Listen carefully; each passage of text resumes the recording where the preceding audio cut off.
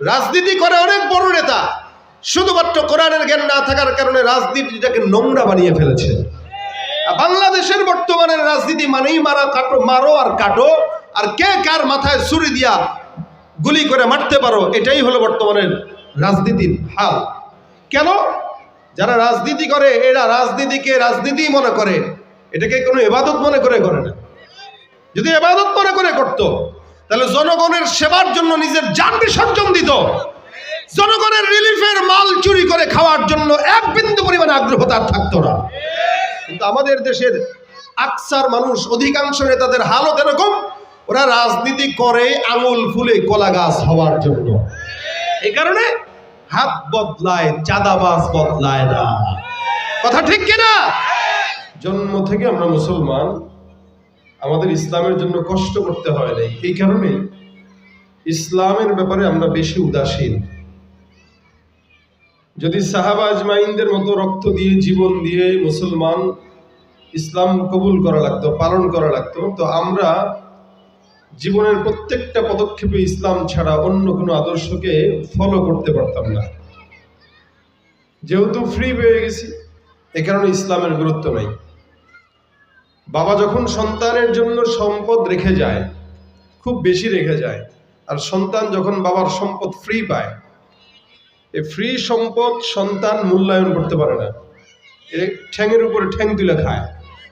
এই বাবার রেখে যাওয়ার সম্পদ ও গাঁজা কিনে খায়, ও ইয়াবা খায়, এই মাদক দ্রব্য খায়, একটার পর একটা হুন্ডা কিনে আর টাকা বন্ধু বান্ধবদের কিনে উড়ায়। এটা হলো বাবা যদি টাকা রেখে যায়। আর যেই বাবা টাকা রেখে যায় না, সম্পদ যতটুকু আছে বাবারে বলছে তুমি তোমার মতো কামাই করো, আমার সম্পদ আমার। যে সন্তান নিজে টাকা কামাই করে, ওই সন্তান প্রত্যেকটা অর্থের মূল্যায়ন বুঝে, টাকারও মূল্যায়ন বুঝে। কিন্তু যে ফ্রি পেয়েছে, ওর কাছে কোনো মূল্য আছে? নেই। ঠিক তেমনই ভাবে বাবা মার তরফ থেকে, বংশীয় সূত্র থেকে মুসলমান হওয়ার কারণে আপনার আর আমার ইসলামের কোনো প্র্যাকটিসই নেই, বরং ইসলামকে আমরা গুরুত্বই দেই না। আমার কাছে দলের নেতাও ইসলামের চাইতে যেন অনেক বেশি গুরুত্বপূর্ণ হয়ে গেছে। কি বলেন আপনারা? বর্তমানের হালত এটাই। যেন আমার পীরের চাইতেও ইসলাম ছোট, যেন আমার নেতার চাইতেও ইসলাম ছোট, যেন আমার বাপের চাইতেও ইসলাম ছোট, অথচ ইসলাম সবার চেয়ে, সব জায়গায় সবচেয়ে বড়। কি বলেন ঠিক না? সবচেয়ে বড় ইসলাম। এটা আল্লাহ পাকের কাছে মনোনীত, মানে পছন্দের। অন্য কোন ধর্মকে আল্লাহ পাক বলেন নাই যে এটা আমার পছন্দের, ইসলামকে বলেছেন। ইসলাম আল্লাহ পাকের কাছে পছন্দের। এই ইসলাম আল্লাহ পাক আমাদের ভিতরে ঢুকাইছেন। আলহামদুলিল্লাহ, আমরা মুসলমান। তবে আমাদের সাইনবোর্ড আছে, ভিতরে জিনিস নেই। সাইনবোর্ড ভিতরে যতই দামি থাকুক, ভিতরে যেন মাল না থাকে, জিনিস না থাকে, এটা মানুষ 2 নম্বর বলে। আর সাইনবোর্ড না থাকলেও ভিতরে যখন জিনিস থাকে, তখন ওই ভিতরের জিনিস উপরে ফুটে উঠে, সাইনবোর্ড দরকার হয় না। কথা বলেন ঠিক না? ইসলাম আমরা মুসলমান ফলো করি, ইসলাম ফলো করি। আমাদেরকে আল্লাহ পাক রব্বুল আলামিন প্রত্যেকটা মুসলমানকে একটা জীবন বিধান দিয়েছেন, সেটা কোরআন। কোরআন হচ্ছে আমাদের জীবন বিধান। কিভাবে চলবো, কিভাবে ফিরবো, কিভাবে খাবো, কিভাবে মুআমালা মুআশারা করব, কিভাবে জিহাদ করব, কিভাবে বাতিলকে পরাজিত করব, কিভাবে হকের কথা বলবো, কিভাবে সালাত আদায় করব, সমস্ত কিছু আল্লাহ পাক এই বিধানের ভিতরে বান্দার জন্য দিয়েছেন। আর এই কোরআন পড়া আল্লাহ পাক বান্দার উপরে নফল করেছেন না সুন্নত করেছেন না ফরজ করেছেন? বলেন না, জোরে বলেন। এটা মুজাকারা ভাই, আমি আপনাদের সাথে কথা বলবো। আপনারা যদি চুপচাপ বসেন তাহলে আমি বুঝবো আমার কথা আপনারা বুঝতেছেন না। এই জন্য মাঝে মাঝে আমার সাথে জবান খুলবেন, এতে মনে থাকবে। কোরআন তেলাওয়াত, এই যে আমি ভিন্ন আলোচনা করার ফিকির করেছিলাম, কিন্তু যখন দেখলাম ইকরা ইসলামিয়া মাদ্রাসা, এজন্য আমি ইকরা বিসমি রাব্বিকাল্লাযী খালাক আপনাদের সামনে তেলাওয়াত করেছি। কোরআনের সর্বপ্রথম আয়াত কোনটা? এটা ইকরা। বলেন না ইকরা। কোরআনকে নিয়ত করে যদি বলেন ইকরা, আল্লাহ পাক এখানের প্রত্যেকটা অক্ষরের বিনিময়ে 10টা করে নেকি দান করে দিয়েছেন। সুবহানাল্লাহ, জোরে বলেন। এই প্রত্যেকটা শব্দে অক্ষরে নেকি। তাই ইকরা বিসমি রাব্বিকাল্লাযী খালাক, এটা কোরআনের সর্বপ্রথম আয়াত। আল্লাহ পাক রব্বুল আলামিন বলেন, পড়ো তোমার প্রভুর নামে, যিনি সব কিছু কি করেছেন, সৃষ্টি করেছেন। আমরা যদি আরেকটা আয়াতে নজর দেই, দেখি আর রহমান আল্লামাল কোরআন। এখানে আল্লাহ পাক বলেন দয়াময় আল্লাহ, যিনি কোরআন শিখিয়েছেন। আল্লামাল কোরআন, যিনি কোরআন শিখিয়েছেন। তারপরে বলতেছেন খালাকাল ইনসান, যিনি মানুষ সৃষ্টি করেছেন। এখানেও আল্লাহ পাক কোরআন শিখার কথা আগে বললেন, ওখানেও আল্লাহ পাক পড়ার কথাই আগে বললেন। অথচ সৃষ্টি হয়েছে মানুষ আগে, আর কোরআন নাজিল হয়েছে 1400 বছর আগে। দরকার ছিল আগে সৃষ্টি করার কথা বলা, তারপরে কোরআন শিখানোর কথা বলা। কিন্তু আগে কোরআনের কথা বললেন, আগে শিক্ষার কথা বললেন, তারপরে মানুষ সৃষ্টি করার কথা বললেন। আল্লামাল কোরআন খালাকাল ইনসান। তার মানে একটা মানুষ যত বড় শিক্ষিত হোক না কেন, যতক্ষণ পর্যন্ত কোরআনের শিক্ষা তার ভিতরে না ঢোকে, সে বাহ্যিকভাবে মানুষ দেখা গেলেও সে প্রকৃত মানুষ হতে পারে না। কারণ আল্লাহ পাক আগেই কোরআন শিক্ষার কথা বলছেন। দেখবেন মাদ্রাসায় বাচ্চাদেরকে নিয়ে আসে, কি বলে যে হুজুর আমার ছেলেটাকে একটু মানুষ করে দেন তো, এইভাবে বলে। আমাদের কাছে নিয়ে এসে বলে হুজুর মানুষ বানায় দিয়েন। আরে ভাই, মানুষের বাচ্চা নিয়ে এসে বলতেছে মানুষ বানায় দেন। এমন যদি হয়তো ছাগলের বাচ্চা নিয়ে আসছে অথবা গরুর বাছুর নিয়ে আসছে, তাহলে একটা কথা ছিল গরুর বাছুর নিয়ে আসছে, পিটায় টিটায় মানুষ বানান। আনলো মানুষ, বলতেছে মানুষ বানাইতে, তার মানে যেটা নিয়ে আসছে এটা প্রকৃত মানুষ না। এটা প্রকৃত মানুষ হবে তখন যখন তার দিলের ভিতরে আল্লাহর কোরআন ঢুকে যাবে। তাহলে একটা মানুষ বাচ্চা থাকলেই যে শুধু সে মানুষ না, বিষয়টা এমন না। একটা লোক বড় রাজনীতিবিদ, অনেক বড় নেতা, এলাকার সব মানুষ তার কথায় চলে, কিন্তু তার ভিতরেও কোরআন নাই। আল্লাহ কয় এটাও মানুষ না, এটা অমানুষ। যার ভিতরে কোরআনের জ্ঞান নাই সে মানুষ হতে পারে। আল্লাহ পাক আগে শিখিয়েছেন কোরআন, তারপরে বানিয়েছেন ইনসান। মানে প্রকৃত কোরআনের জ্ঞান যখন ঢুকবে, অটোমেটিক সে প্রকৃত মানুষ হয়ে যাবে। এ দুনিয়াতে শিক্ষা ব্যবস্থা দুইটা, একটা দ্বীনি আর একটা আখিরাতের। দুনিয়াবি শিক্ষা অর্জন করা জরুরি। ডাক্তার, ইঞ্জিনিয়ার, বিচারপতি, হ্যান ত্যান, ব্যবসায়ী, এগুলো সব শিক্ষা অর্জন করা কি বলেন তো জরুরি, বলেন নাকি জরুরি। ডাক্তার না হইলে সেবা করবে কে? ইঞ্জিনিয়ার না হইলে বিল্ডিং বানাবে কে? বিচারপতি না হইলে আইন আদালত নিয়ে ঘাটবে কে? ব্যবসা না বুঝলে ব্যবসা করবে কিভাবে? প্রত্যেকটা দুনিয়াবি শিক্ষা এটা জরুরি, এটা দরকার। আর দ্বীনি শিক্ষা এটা জরুরি না। এটা কি ধরে বলেন? মাশাআল্লাহ, তোরা বুঝছেন। দুনিয়াবি শিক্ষা জরুরি, দ্বীনি শিক্ষা ফরজ। এই যে আমার কোট, এটা জরুরি, এটা হইলেও চলে, না হইলেও কি চলে। আমি যদি জামাও না পরে আসতাম, গেঞ্জি পরে আসতাম, আপনারা কি আমার পাগল বলতেন নি? না, গেঞ্জি পরে তো আমরা থাকি। গেঞ্জিও যদি না থাকে, শুধুমাত্র খালি গায়ে, তাও চলে, মানা যায়, কারণ আমরা বাসা বাড়িতে খালি গায়েও থাকি। কিন্তু বলেন তো, লুঙ্গি আর প্যান্ট যদি না থাকে তাহলে মানুষ কি বলে? কারণ সতর ঢাকাটা কি আর এটা পরা কি জরুরি। ওই যে আমি যেটা বুঝাইতে চাচ্ছি, এটা জরুরি। জরুরি বিষয় হইলেও চলে, না হইলেও চলে। ফরজ বিষয় হইলে চলে, না হইলে চলে, বরং হইলেও চলে না, এটা হওয়া লাগবেই, না হইলে হবে কি পাগল, না হলে কি হবে পাগল। ঠিক তেমনই ভাবে দুনিয়াবি সব শিক্ষা অর্জন করলেন, কোরআনের শিক্ষা অর্জন করলেন না। নবী বলেন ওর মতো পাগল, ওর মতো মিসকিন, ওর মতো ফকির আল্লাহর দুনিয়ার কেউ হতে পারে না। কেন? তার ভিতরে রাজনীতির জ্ঞান আছে কিন্তু কোরআনের জ্ঞান নেই। তার ভিতরে ব্যবসার জ্ঞান আছে, কোরআনের জ্ঞান নেই। যার কারণে সে ডিমের দাম 10 টাকার থেকে 25 টাকা করে। যদি কোরআনের জ্ঞান থাকতো, সিন্ডিকেট করে বিমানের দাম, আকাশ কি বলে, ধানের দাম, আলুর দাম, পেঁয়াজের দাম, ডিমের দাম এগুলো বাড়াইতে পারতো? কেন বাড়ায়? কোরআনের জ্ঞান নেই। এই কারণে সে মানুষের মতো দেখতে, মানুষ বলা যাবে। যদি কোরআনের জ্ঞান থাকতো, টেবিলের নিচ দিয়া ঘুষ খায় বলতে পারতো না, ভাই গনে নেওয়া সুন্নাত। দেখছিলেন নি আপনারা ভিডিও? ঘুষের টাকা খাইতে স্যার বলতেছে গনে খান, গনে নেওয়া সুন্নাত। কত বড় মুখলিস ঘুষখোর! এইটারে সে ইবাদত মনে করতেছে।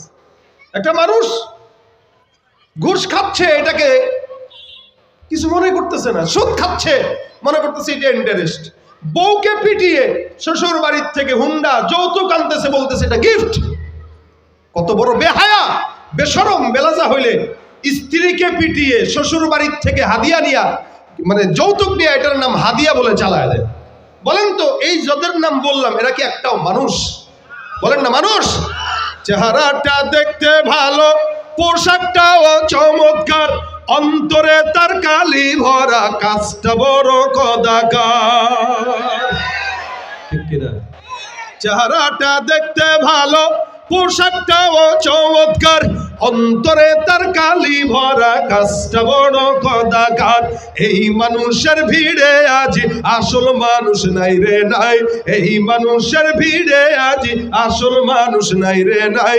মানুষ দেখতে চলো এবার জাদু ঘরে যাই সবাই, হায় রে সাধের দুনিয়ায় মানুষ পাওয়া বড় দায়।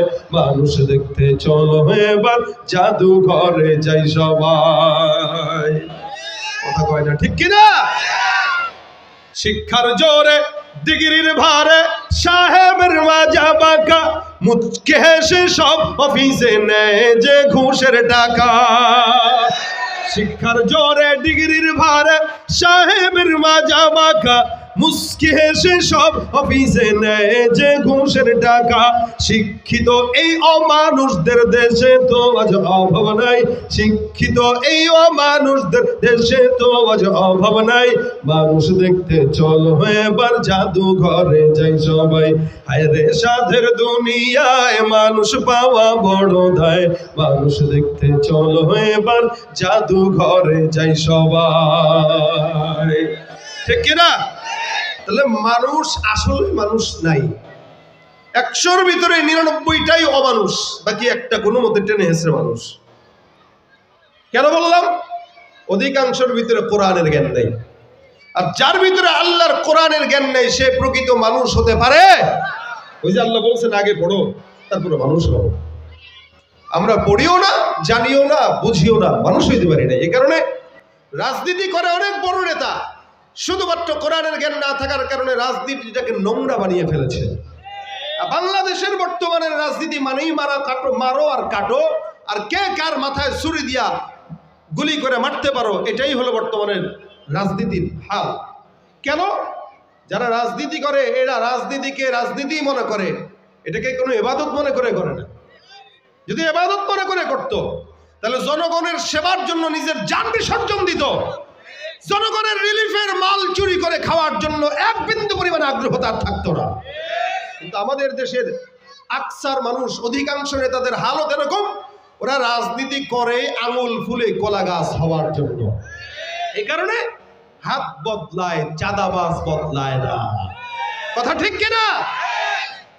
শুধুমাত্র কোরআনের জ্ঞান না থাকা, এটাই হলো মূল।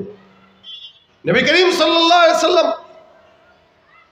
যখন জন্মগ্রহণ করেন, উনি উম্মি হিসেবে জন্মগ্রহণ করেছেন। উম্মি মানে কি? মায়ের ভাষায় যে জন্মগ্রহণ করে, আর অন্য কোনো ভাষা পারে না, সে মায়ের ভাষাই পারে। অর্থাৎ না পড়তে পারে, না কোনো কিছু লিখতে জানে, না কোনো জ্ঞান আছে। আল্লাহ পাক রাসূল সাল্লাল্লাহু আলাইহি ওয়াসাল্লামকে এভাবে পাঠানোর পিছনে অন্যতম কারণ, আল্লাহ পাক চান নাই যে আমার নবী দুনিয়ার কোনো মানুষের কাছে পড়ালেখা করুক। কারণ দুনিয়ার কোনো মানুষের কাছে পড়লে শিক্ষক বড়, ছাত্র নিচু হয়ে যায়। ছাত্র তো মুহাম্মদুর রাসূলুল্লাহ, এর ছাত্র, এর ওস্তাদ আবার কে হবে? যেখানে আখিরি নবী, তার ওস্তাদ আবার কে হবে? আল্লাহ পাক রব্বুল আলামিন নিজে শিক্ষক হয়ে রাসূলকে শিক্ষা দান করলেন। সুবহানাল্লাহ। এজন্য আল্লাহর নবী বলেন, আল্লামানি রাব্বি ফা আহসানা তালিমা ওয়া আদাবানি রাব্বি ফাআহসানা তা'দীবা। নবী করিম সাল্লাল্লাহু আলাইহি সাল্লাম বলেন, আমি কোরআন জানতাম না, আমি আদব জানতাম না, আখলাক জানতাম না, কোনো কিছুই জানতাম না, আমি ছিলাম উম্মি। আমার আল্লাহ পাক রব্বুল আলামিন স্বয়ং নিজের শিক্ষক হয়ে জিবরিল ফেরেশতার মাধ্যমে আমি পয়গম্বরকে যত ইলম আছে সব ইলম আল্লাহ পাক আমাকে দান করে দিলেন। যত প্রকার ভদ্রতা আছে, আদব আছে, সমস্ত আদব আল্লাহ পাক আমাকে দান করলেন। নবী করিম সাল্লাল্লাহু আলাইহি সাল্লাম বলেন, আল্লাহ পাক নিজে আমাকে শিক্ষা দিয়েছেন জিবরিলের মাধ্যমে। তার মানে আমার পয়গম্বরের সর্বপ্রথম ওস্তাদকে আল্লাহ, আর ওয়াসিতাকে জিবরিল। আল্লাহ পাক রব্বুল আলামিন জিবরিলের মাধ্যমে নিজে শিক্ষক হয়ে আমার পয়গম্বরকে শিক্ষা দিয়েছেন। জিবরিল আমিন আসলেন 40 বছর পরে, ডাক দিয়া কয় ইকরা। নবী বলেন, আমি পড়তে জানি না, আমি জানি না। জিবরিল বারবার পড়তে বলতেছিলেন, ইকরা, পড়ো পড়ো পড়ো। আর রাসূল মনে মনে কে পড়বো, আমি তো কিছুই জানি না। আর শিক্ষা তো দুইটা, একটা দুনিয়াবি, একটা আখিরাতের, আন্দাজে কোনটা পড়বো? জিবরাইল ডাক দিয়ে আল্লাহ পাক বলেন, হ্যাঁ জিবরাইল, আমার পয়গম্বর পড়তে জানে না, জানে না। এই কথা যখন বলল, তুমি আমার নবীকে জানায় দাও, ইকরা বিসমি রাব্বিকাল্লাযী খালাক। আপনি ওই রবের নামে পড়েন, সারা দুনিয়া যেই রব সৃষ্টি করেছেন। যখন নাকি পড়ার সঙ্গে রবের সম্পর্ক লেগে গেল, আমার আল্লাহ পাক রব্বুল আলামিনের হাবিব সঙ্গে সঙ্গে একসাথে 5 আয়াত পড়া শুরু করে দিলেন। তার মানে বোঝা গেল, পড়া যেটা আল্লাহর নামের সঙ্গে সম্পৃক্ত, ওই পড়াটাই হলো দ্বীনের পড়া। কোরআনের মধ্যে আল্লাহ পাকের নাম সম্পৃক্ত, এই কারণে কোরআনের শিক্ষাটা হলো সবচেয়ে আফজল শিক্ষা। নবী করিম সাল্লাল্লাহু আলাইহি সাল্লাম বলেন, এই শিক্ষাটা অর্জন করা প্রত্যেকটা মুসলমানের জন্য নফল নয়, সুন্নত নয়, ফরজ। তালাবুল ইলমি ফারিদাতুন আলা কুল্লি মুসলিম। প্রত্যেকটা বান্দার উপরে আল্লাহ পাক রব্বুল আলামিন এটাকে ফরজ করে দিয়েছেন। একটা নারীর উপরেও যেমন ফরজ, একটা পুরুষের উপরেও ফরজ। আপনার আমার উপরে, সবার উপরে আল্লাহ পাক ফরজ করেছেন। রাসূল সাল্লাল্লাহু আলাইহি সাল্লামকে আল্লাহ পাক জিবরিলের মাধ্যমে দান করে দিলেন। আল্লাহ নবী সাল্লাল্লাহু আলাইহি সাল্লামকে আল্লাহ ডাক দিয়া বলেন, হে পয়গম্বর, জমিনের মধ্যে সমস্ত নবীদেরকে আমি আল্লাহ দিলাম কিতাব। এক একটা নবীকে আমি আল্লাহ পাক রব্বুল আলামিন হাতের মধ্যে কিতাবগুলো ধরায় দিলাম। মূসাকে যখন আমি আল্লাহ তাওরাত দিলাম, মূসা পয়গম্বরকে আমি আল্লাহ তাওরাতটা তুর পাহাড়ে ডাক দিয়ে আমি আল্লাহ তার হাতের মধ্যে ধরাইলাম। এক একজন নবীকে কিতাব আকারে সুন্দর করে আমি আল্লাহ পাক তাদের হাতে ধরায় দিয়া বললাম, যাও এই কিতাবটা নাও, উম্মতের কাছে দাও, আর গোটা দুনিয়ার মানুষকে বলবা এই কিতাব অনুযায়ী আমল করার জন্য। কিন্তু আপনারকে আমি আল্লাহ পাক রব্বুল আলামিন কোরআনটা দিলাম, এটা এমনি হাতে দেই নাই। আমার আল্লাহ পাক রব্বুল আলামিন আমার পয়গম্বরকে হাতে ধরায় দিলে পারতেন, কিন্তু না না, অন্য নবীদেরকে কিতাবগুলো যখন হাতের মধ্যে ধরায় দিল, দায়িত্ব দিয়ে দিল, যতদিন তোমরা থাকবা কিতাবও থাকবে। তোমরাও নাই, কিতাব নাই, আমলও নাই, তোমাদের দায়িত্ব কিতাবটা সংরক্ষণ করা, এটা তোমরাই সংরক্ষণ করবা। আর এই কোরআন যেটা আমি আল্লাহ পাক দান করলাম, এই কোরআনটা আমি আমার পয়গম্বরকে হাতের মধ্যে ধরাই নাই, এটা আমি আল্লাহ 23 বছরে একটু একটু করে আমার পয়গম্বরের সিনার মধ্যে বসায় দিলাম। হাতের মধ্যে যদি দিতাম, এটা হয়তো ছিঁড়ে যেত। যেমন নাকি অন্যান্য কিতাবগুলো এখন ব্যঙ্গ হয়ে গেছে, আয়াতে ঠিক নাই, অর্থ ঠিক নাই, কারণ মানুষ পাল্টায় দেয়। আমার পয়গম্বরকে কোরআন যখন আমার আল্লাহ দেয়, আল্লাহ পাক রব্বুল আলামিন বলেন, জমিনের মধ্যে আমি আল্লাহ পাক কোরআনটাকে নাযিল করলাম আপনার আমার পয়গম্বর মুহাম্মদুর রাসূলুল্লাহ সাল্লাল্লাহু আলাইহি ওয়াসাল্লামের উপরে। এই কোরআনটাকে আমি আল্লাহ একবারে নয়, একটা একটা আয়াত করে আমি আল্লাহ সিনার মধ্যে দিয়ে দিলাম। শুধু তাই নয়, আমি আল্লাহ পাক রব্বুল আলামিন ঘোষণা করলাম, ইন্না নাহনু নাযালনা যিকরা ওয়া ইন্না লাহু লাহাফিজুন। এই কোরআনটা আমি আল্লাহ পাক রব্বুল আলামিন দান করলাম আমার নবীর উপরে দিয়া, আমি আল্লাহ তার উপরেই দায়িত্ব দেই নাই। আল্লাহ পাক রব্বুল আলামিন বলেন, কিয়ামত পর্যন্ত এই কোরআনটা আমি আল্লাহ দান করলাম, আর এই কোরআনের হেফাজত সংরক্ষণের দায়িত্ব আমি আল্লাহ আমার কুদরতের হাতে নিয়ে নিলাম।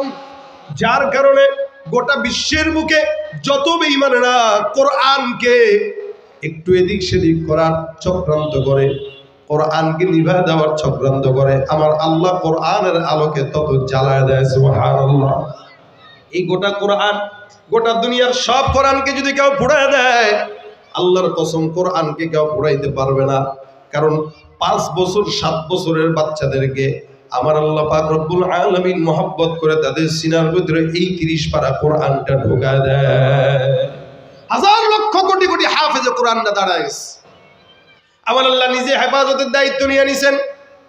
এই জন্য এই কোরআনটা এত মহব্বতের কোরআন। কেউ যদি কোরআনটা তেলাওয়াত করে, আল্লাহ নবী ডাক দিয়া কয়, অক্ষর বুঝলেও কি না বুঝলেও কি 10টা করে নেকি হয়ে যায়। সুবহানাল্লাহ।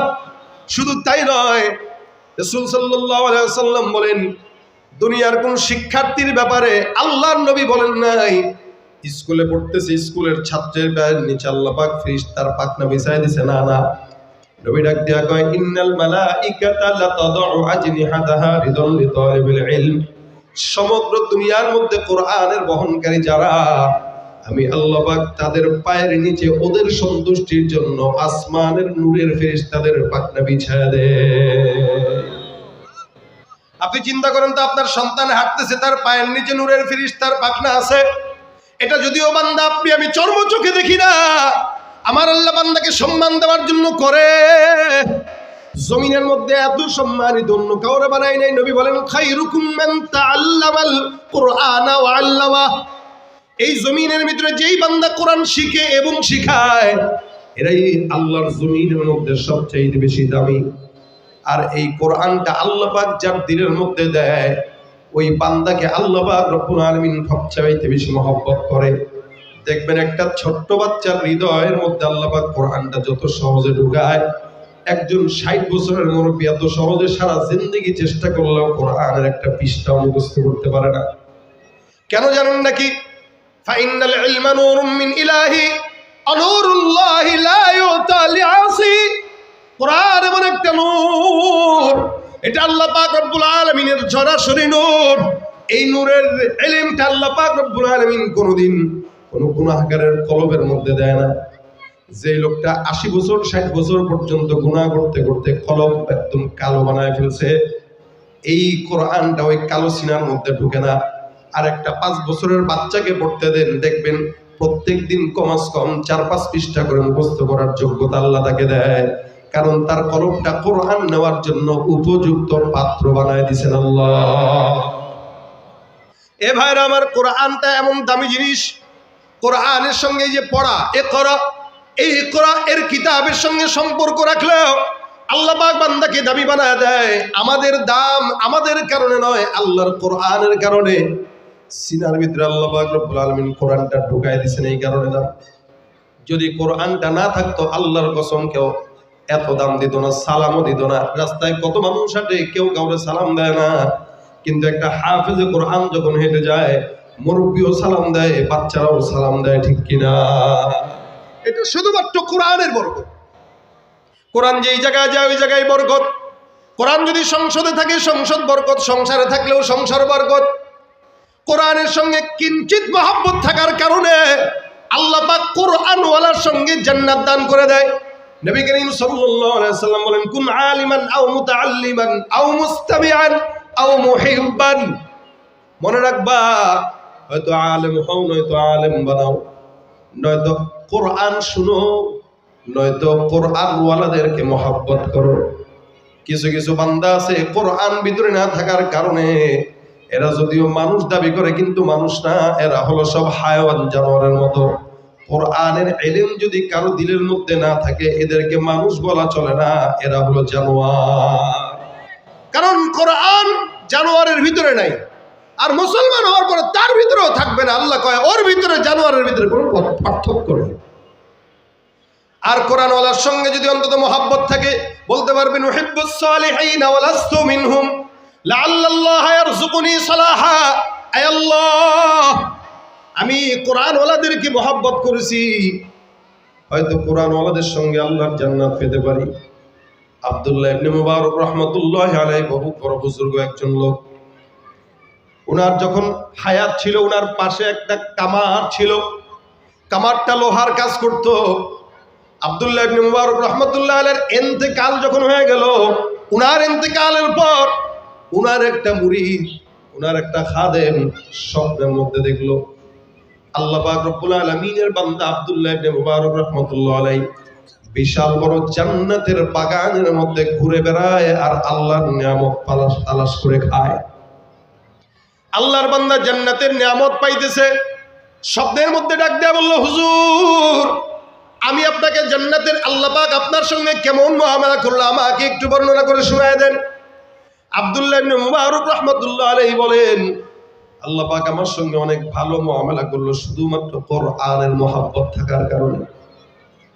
তবে হ্যাঁ, আমার ঘরের পাশে একটা কামার ছিল, আমার আল্লাহ পাক আমাকে যেই জান্নাতটা দান করলো ওই কামারকেও একই কোয়ালিটির জান্নাত দান করে দিয়েছে। অবাক হওয়া আব্দুল্লাহ ইবনে মুবারক রাহমাতুল্লাহ আলাইহি জান্নাত পাইলেন, এটা অবাকের বিষয় না, বিষয় হলো কামারটা ওনার মতো জান্নাত কেমনে পায়। রাসূল করিম সাল্লাল্লাহু আলাইহি ওয়াসাল্লাম বলেছেন, একটা হাফেজে কোরআনকে আল্লাহ পাক রব্বুল আলামিন এতটুকুন পাওয়ার দেয়া দিবে, হাফেজে কোরআন যখন জান্নাতে যাবে আল্লাহ ডাক দেয়া বলবে, হাফেজ তুমি জান্নাতে যাবা, কাদেরকে পছন্দ ধরো। 10 জনকে আল্লাহ পাক রব্বুল আলামিন দাঁড়া করায় দিবে যাদের উপরে জাহান্নাম ওয়াজিব হয়ে গেছিল। আল্লাহ পাক ডাক দেয়া বলবেন, এ হাফেজে কোরআন, এই যে এদের মধ্যে দেখো যাকে তোমার পছন্দ হয় তাকে তুমি ধরে ধরে তোমার সঙ্গে তোমার কাছে জান্নাতে নিয়ে যাবা। হাফেজে কোরআন তাকায় তাকায় দেখবে ওই যে বাবা দেখা যায়, মা দেখা যায়, সন্তান দেখা যায়, ভাই দেখা যায়, বোন দেখা যায়, হা হা এলাকায় আরেকটা মানুষ দেখা যায় যে মানুষটার সঙ্গে মাদ্রাসার সম্পৃক্ত ছিল। আল্লাহ এই সকল ভাইদেরকে আমার সঙ্গে জান্নাত দিয়ে দিও। একটা হাফেজে কোরআন 10 জনকে একদম নিশ্চিত জাহান্নামী বান্দাদেরকে ধরে জান্নাতে তার পাশে বসায় দিতে হবে। সুবহানাল্লাহ, আস্তে কোন জোরে কোন, এটা পারবেন না আপনারা, হাফেজ ছাড়া পারবে না। এটা হাফেজদেরকে আল্লাহ পাক পাওয়ার দিয়া দেয়। আব্দুল্লাহ ইবনে মুবারক রাহমাতুল্লাহ আলাইহি বলতেছেন, আমার পাশের জান্নাতে, একসঙ্গে জান্নাতে এই কামার। আল্লাহর বান্দার ঘুম ভেঙে যায়, সুন্দর করে ওই কামারের বাড়ি কাজ করতে উঠতে যায়, দরজার মধ্যে টোকা দিয়া কয়, ঘরের মধ্যে কে আছো? আমি একজন যুবক, আপনার কাছে এই কামারের সম্পর্কে কিছু জানার জন্য চলে আসলাম। ঘর থেকে কামারের বিবি ডাক দেয়া বলে, বলো কি সমস্যা? বলে, আমি আজকে রাত্রে আপনার স্বামীর ব্যাপারে আমার একটু বর্ণনা করেন। এমন কোন আমল আপনার স্বামীর ছিল যে আমলের কারণে আপনার স্বামীকে আল্লাহ পাক রব্বুল আলামিন জান্নাতে উচ্চ মাকাম দান করেছেন? বিবি ডাক দেয়া বলে, আমার স্বামীর তেমন কোনো আমল ছিল না, তবে 2টা আমল ছিল। কয়টা? 2টা। দেখেন, মনে রাখেন, এগুলো আমাদের জন্য শিক্ষা। বিবি ডাক দেয়া বলতেছে, আমার স্বামীর 2টা আমল। 1 নাম্বার, আজান যখন দেয়া দিত দোকান বন্ধ করে সাথে সাথে মসজিদ। আল্লাহ পাক বলেন, ফাসআউ ইলা যিকরিল্লাহি ওয়া দারুল বাই'। আজান যখন হয়ে যায় আল্লাহু আকবার ধ্বনির আওয়াজ, ইমানদারের কাজ হলো দোকানপাট বন্ধ করে সোজা আল্লাহর ঘর মসজিদের দিকে চলে যাবে। আমাদের তো আজান দেওয়ার পরেও, কাতার সোজা হওয়ার পরেও আমরা মসজিদে যাই না, কোনো মতে 1 রাকাত পাইলেই চলে।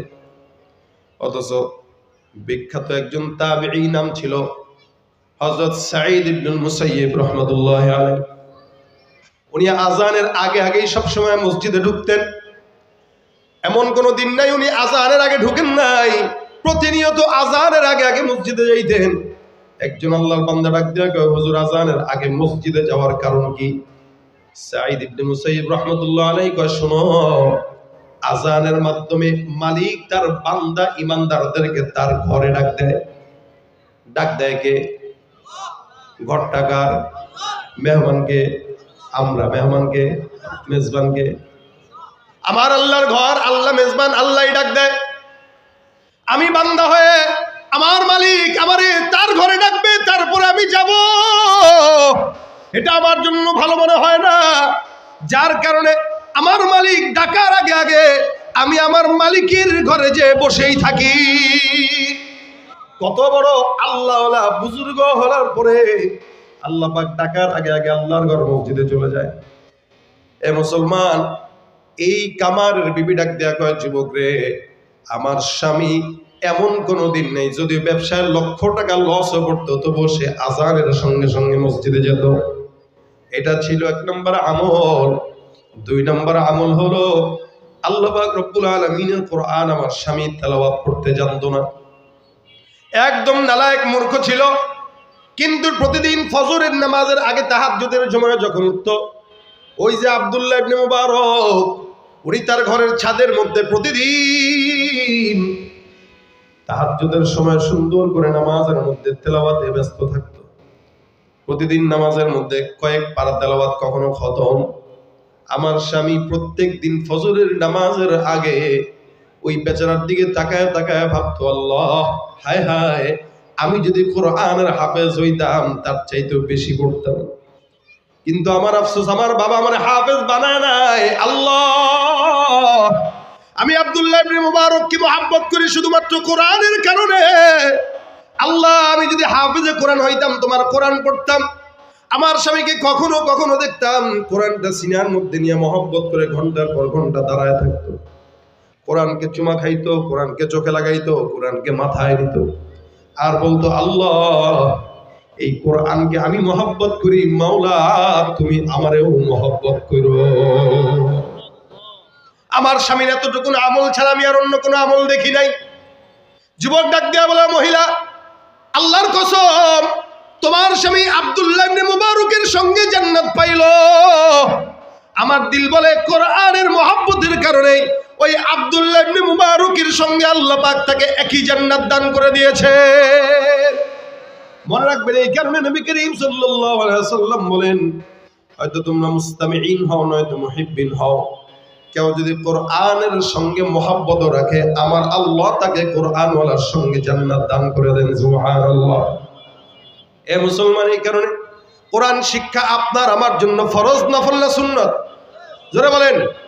এই যে এখানে যারা আছেন সবার জন্য ফরজ, সবার জন্য। এমন হয়ে গেছে, এমন অনেকেই আছেন যারা ছোটবেলায় কোরআন শিখতে পারেন নাই, মা বাবা শেখায় নাই, কিন্তু ইচ্ছা আছে, পড়তে পারেন না, লজ্জা পান, টেনশনের কারণ নাই। আপনি মাদ্রাসায় আসবেন, 10-15 জন মিলে একসঙ্গে বসবেন, ইনশাআল্লাহ কোরআনের বরকতে আল্লাহ পাক কোরআনের সুপারিশ আপনার জন্য মঞ্জুর করে দিবে। স্কুলে যারা পড়েন, ভার্সিটিতে যারা পড়েন, কলেজে যারা পড়েন, ব্যবসা যারা করেন, মুরব্বী হয়ে গেছেন, মহিলা আছেন, প্রত্যেকের জায়গা থেকে প্রত্যেক দিন কোরআন শিখার নিয়ত করেন যে ছোটবেলায় পড়তে পারিনি, এখন শিখবো। এই শিখার নিয়ত যে করবেন, নিয়তের বরকতে আল্লাহ পাক মাফ করে দিবেন। নিয়তের বরকত। ওই যে বেচারা অপেক্ষা, আক্ষেপ তাকে আল্লাহর জান্নাতে নিয়ে গেছে। আক্ষেপ, আহারে পারি নাই, এই আক্ষেপ তাকে জান্নাতে নিয়েছে। আর যদি সন্তান থাকে, 2টা সন্তানের একটাকে আলেম বানান, একটাকে জেনারেল বানান। অনেকে তো মনে করে মাদ্রাসায় পড়াইলে খাবে কি, চলবে কি? ভাই, খাওয়ার টেনশন আপনি 1000 বার করলেও লাভ নাই। যতটুকু পাওয়ার ততটুকুই পাবেন, যতটুকু পাওয়ার ততটুকুই পাবেন। এই দুনিয়া সৃষ্টি করার 50,000 বছর আগে আল্লাহ পাক আপনার আমার রিজিকের ফয়সালা করে রাখছে। সুতরাং কুকুরের মতো জিহ্বা বের করে খানার পিছনে ছুটলে রিজিক আসে না, বরং আল্লাহর উপরে ভরসা করে কাজ করবেন, ইনশাআল্লাহ যতটুকু আসার ততটুকুই আসবে। কোনো হাফেজে কোরআন এরকম নাই কোনদিন বেকার বসে আছে, বাকি MA pass, matric pass, honours pass, rickshaw চালায় খাওয়ার অনেক ইতিহাস আছে। কেন? চাকরি দিতে গেলে ঘুষ লাগে, ঘুষের টাকা নাই, কি করবে? রিক্সা চালায়, অটো চালায়। আলহামদুলিল্লাহ, কোরআনের জ্ঞান যাদের আছে এদের বেকার বসে থাকা লাগে না, আল্লাহ রিজিকের ফয়সালা করতে। এই জন্য টেনশন নাই, বাচ্চাকে হাফেজ বানান। আমার বাবা নিজে একজন 40 বছর সচিবালয়ে চাকরি করছে, জেনারেল শিক্ষিত। উনি আমাকে মাদ্রাসায় যখন দেন, আত্মীয় স্বজনরা আমার বাবারও অনেক কিছু কইছে, খাবে কি, ছেলে পড়বে কি, ছেলে কি চলবে। আর বাবা সবসময় একটা কথা বলছেন, ছেলের কামাই খাওয়ার জন্য মাদ্রাসায় দেই নাই, বরং ছেলেকে সম্পদ বানানোর জন্য মাদ্রাসায় দিস। নবী বলেন, উত্তম সম্পদ হলো নেককার সন্তান, যে তোমার মরণের পরে কবরের পাশে দাঁড়ায় সূরা ইয়াসিন তেলাওয়াত করতে পারে। আর আপনি হাফেজ বানাবেন না, ইঞ্জিনিয়ার, ডাক্তার বানান, দুনিয়ামুখী বানান। এই লোক মৃত্যুবার্ষিকীর দিন একটা আলেমকে ভাড়া করে 2000 টাকা দিয়ে আপনার জন্য দোয়া করাবে না। আপনার বাপ আমি 2000 টাকার কানলে লাভ কি? বরং আপনি কান্না করেন, আপনার বাবার জন্য আপনার চোখের পানি কাজে দিবে।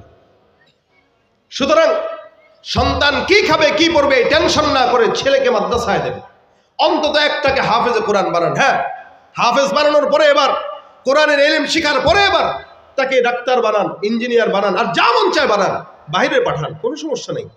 অন্তত দ্বীনের জ্ঞানের কারণে সে ডাক্তার হইলেও কসাইয়ের মতো কাউরে জবাই করবে না। দ্বীনের জ্ঞান যখন থাকবে তখন ইঞ্জিনিয়ার হইলেও রডের পরিবর্তে রোড ঘাটে বাঁশ দিবে না। কেন? কারণ দ্বীনের জ্ঞান আছে। এরকমও ঢাকা শহরের হাসপাতাল আছে, ওই খিদমা একটা মালিবাগে আছে, সব দ্বীনের জ্ঞান সম্পূর্ণ ওলা মানুষ, তাবলীগের সাথে ডাক্তার। সমস্যা কোথায়? আপনি ইঞ্জিনিয়ার হন, আপনার মাথায় যদি টুপি থাকে, সুন্নতি দাড়ি থাকে, কোনো প্রবলেম আছে? হ্যাঁ, আপনার যোগ্যতা আপনাকে টেনে নিবে। এজন্য আপনারা সন্তানদেরকে অন্তত একটাকে কোরআন শিখাবেন। এই কোরআন শিক্ষা করা ফরজ, এটা ফরজ, এটা নফল না। এটা আপনি পারেন না, আপনার সন্তানকে আপনি শিখান। অন্তত দায়িত্ববোধ থেকে খালি থাকবেন যে না, আমি আমার সন্তানকে শিখাইছি, তাহলে সন্তান মানুষ হবে ইনশাআল্লাহ। কোরআন যার ভিতরে থাকে, আল্লাহ পাক কোরআনের মহব্বতেও তাকে দিনের পথে রাখে, দিনের পথে রাখে। কোরআন তার জন্য সুপারিশ করে। সামনে কোরআনের মাস আসতেছে, 1 মাস পরে রমজান করিম। এই রমজানে কোরআন শিক্ষার আসর অনেক জায়গায় হয়। যারা কোরআন পারেন না এরা ভর্তি হবেন, অথবা এই মাদ্রাসায় একরাতে এসে বলবেন, হুজুর আমি তো কোরআন শিখতে পারি নাই, আমরা 10-15 জন মিলে একটা গ্রুপ আছি, আমাদেরকে একটু শিখান। না করবে কোনোদিন? কথা কয় না, না করবে। কোনো আলেমরা কোরআন শিক্ষার জন্য না করবে না, বরং নিজের টাকা খরচ করে হলেও আপনাকে শিখাবে। আলহামদুলিল্লাহ, মাদ্রাসা যারা চালায় এমনিই চালায়, নিজের পকেটের টাকা দিয়ে চালায়। আমিও চালাই, 2015 থেকে এখনো পর্যন্ত চালাচ্ছি, না হলেও মিনিমাম 60 লাখের উপরে আমার পকেটের টাকা, নিজের টাকা গেছে। কই, মাদ্রাসা তো বন্ধ করি নাই। এই টাকা তো জায়গা কিনলে আপনাদের এদিকেই অনেক জায়গা পাইতাম, ওই টাকা এখন বিক্রি করতাম, হলো কোটি টাকার সম্পদ। ওই চিন্তা কখনো আমরা করি না আলহামদুলিল্লাহ। কারণ আমাদের দিলে আল্লাহ কোরআনের মহব্বতটা দিয়ে রাখছেন। আপনিও যদি আপনার সন্তানকে হাফেজ বানান, তার দিলেও এই মহব্বতটা থাকবে, লস হইলেও কোরআনের মেহনতে থাকবে। এজন্য আপনাদেরকে বলি, যতদিন হায়াত আছে ভাই, কতদিন আছে জানেন না। আজকে আলোচনা করার সময় না, আরেক জায়গায় যেতে হবে। এই কারণে সংক্ষেপে আপনাদেরকে বলতেছি, শুনেন। কোরআন তেলাওয়াত করলে 3টা ফায়দা বলে যায়। আজকে থেকে নিয়ত করবেন যে তেলাওয়াত প্রত্যেক দিন করব। 1 নম্বর, বুঝে পড়েন না বুঝে পড়েন, প্রত্যেকটা অক্ষরে নেকি কয়টা বলেন না? 10টা। 2 নম্বর, কেউ কোরআন তেলাওয়াত বেশি বেশি করলে আল্লাহর সঙ্গে তার সম্পর্ক বেড়ে যায়। দরকার আছে নি সম্পর্ক করার?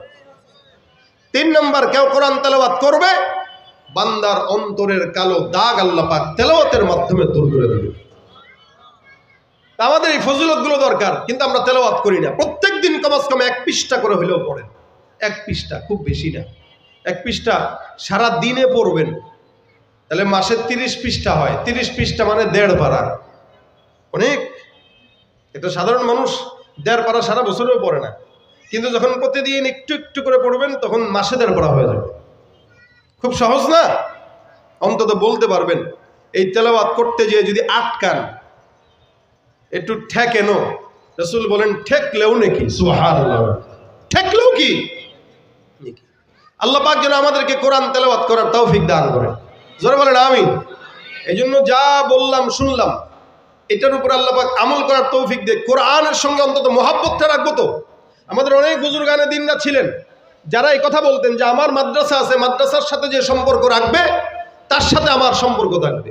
যে মাদ্রাসার সাথে সম্পর্ক রাখে না, আমি তার সাথে কোনো সম্পর্ক রাখি না। কেন? বলে মাদ্রাসা দ্বীনের ঘর, রাসূলের ঘর। নবীর সাথে যার সম্পর্ক নাই তার সাথে আমার কোনো সম্পর্ক নাই, আর নবীর সাথে যার সম্পর্ক তার সাথে আমার আত্মার সম্পর্ক থাকবে। আপনারাও এখানে যারা আছেন, এই একরা মাদ্রাসা না, শুধু যার এলাকায় যে মাদ্রাসা আসে ওই মাদ্রাসার সঙ্গে একটু হলেও সম্পর্ক রাখবেন, অন্তত যেন বলতে পারেন আল্লাহ এই হাফেজে কোরআনদের সঙ্গে সম্পর্ক ছিল, তাদের সঙ্গে জান্নাত দিয়ে দেবে, ইনশাআল্লাহ দিয়ে দিবে। আল্লাহ পাক আপনাদের সকলকে প্রত্যেক দিন অন্তত কোরআন তেলাওয়াত করার তৌফিক দান করুক এবং কোরআন ওয়ালাদেরকে মহাব্বত করার তৌফিক দান করুক। একদম ঘর থেকে নিয়ে সংসদ পর্যন্ত, সংসদ থেকে সংসার পর্যন্ত প্রত্যেকটা জায়গায় কোরআন যদি থাকে, ইনশাআল্লাহ কোরআনের বরকতে আল্লাহ পাক প্রত্যেকটা জায়গায় শান্তি দিবে কি দিবে না? দিবে কি দিবে না? আজকে কোরআন সব জায়গায় নাই, এই কারণে শান্তিও নাই। এই জন্য আমরা চাই কোরআন সব জায়গায় থাকুক। আল্লাহ পাক এই কোরআনের বিজয় দান করে বলেন আমিন। সমাধান চাও যদি জীবনে মরণে, ফিরে যাও খুঁজে নাও চোখ রাখো কোরআনে। সমাধান চাও যদি জীবনে মরণে, ফিরে যাও খুঁজে নাও চোখ রাখো কোরআনে। তবেই পাবে সুখ শান্তির ঠিকানা, তবেই পাবে সুখ শান্তির ঠিকানা, যদি মেনে নাও তুমি মনে প্রাণে। সমাধান চাও যদি জীবনে মরণে, ফিরে যাও খুঁজে নাও চোখ রাখো কোরআনে। এ তো চির অম্লান চির মুক্তির ডাক, এই যে মহাবাণী খোদারি কালামে পাক। এই দুনিয়ার আর সেই দুনিয়া, এই দুনিয়ার সেই দুনিয়া, মুক্তি পাবে তুমি দোজাহানে। সমাধান চাও যদি জীবনে মরণে, ফিরে যাও খুঁজে নাও চোখ রাখো কোরআনে। সমাধান চাও যদি জীবনে মরণে, ফিরে যাও খুঁজে নাও চোখ রাখো কোরআনে। কোরআনের পাশে থাকবো তো ইনশাআল্লাহ, তেলাওয়াত করবো তো ইনশাআল্লাহ। এই মাদ্রাসা আছে, মাদ্রাসার সঙ্গে সবসময় সম্পর্ক রাখবেন। বাচ্চাদেরকে দিবেন, নিজের বাচ্চা না থাকলে ভাতিজাকে দিবেন, ভাতিজা না থাকলে অন্য কাউকে দিবেন, অথবা কখনো মাদ্রাসায় এসে একটু খোঁজ খবর নিবেন, হুজুর মাদ্রাসার কি হাল হাকিকত। কখনো মন চাইলো 500 টাকা মাদ্রাসায় উস্তাদের হাতে দিয়ে আসলেন, যে যেটা দিলাম মাদ্রাসার ছাত্রদেরকে কিছু খাওয়াই দিয়ে। এতটুকুন সম্পর্কই, খুব বেশি না। এটা প্রতিদিনও দিবেন না, প্রতি মাসেও দিবেন না। যখন একটু সময় হয়, যখন একটু সুযোগ হয়, যখন পকেটে একটু বাড়তি কিছু টাকা থাকলো, এসে দিলেন। আল্লাহ পাক আপনার অঙ্ক দেখবেন না, আপনি দিছেন এটা দেখবেন। এই এতটুকুন বরকতে ইনশাআল্লাহ আল্লাহ পাক আমাদের জিন্দেগির বরকত দান করবেন। আল্লাহ পাক রব্বুল আলামিন আমাদের সকলকে মাদ্রাসার সঙ্গে সম্পর্ক রাখার তৌফিক দান করে বলেন আমিন। সংক্ষেপে যদি কেউ থাকেন প্রতিষ্ঠানের জন্য একটু মহব্বতে বাস দিবেন, কিছু কোরআনের মহব্বতে একটু বলতে পারেন, অথবা আমাদের ছেলেরা ভিতরে যাবে, ওদের কাছে যার যত